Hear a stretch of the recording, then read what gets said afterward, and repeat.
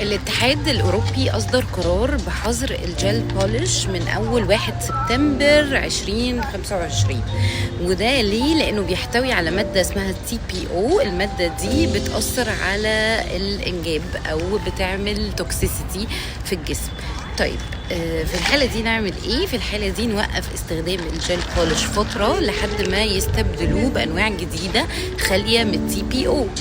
فخلينا دايما في الفترة دي نبطل تماما، الناس اللي بتحط الجل بولش تبطل تماما وتستنى انتاج التي بي او فري جل علشان تقدر تحمي نفسها من المشكلة.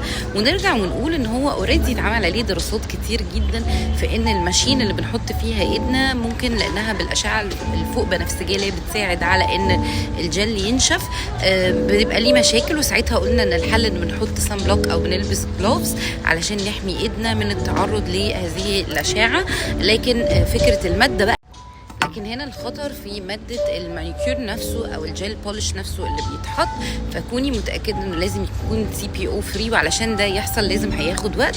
فأحسن حاجة إن انتوا توقفوا شوية، خاصة الناس اللي هي لسه أنسات اللي لسه داخلين على حياة وعايزين يخلفوا الريبرودكشن عندهم ما يبقاش متأثر. وعامة الناس التانية حتى اللي خلفوا وخلصوا الجيرني بتاعتهم في موضوع الخلفة برضو مش ناقصين توكسيسيتي في حياتنا. بس ما تقلقوش، أكيد هيلاقوا حل وهنرجع تاني للجل بولش بس بشروط جديدة وبطريقة صحية أكتر.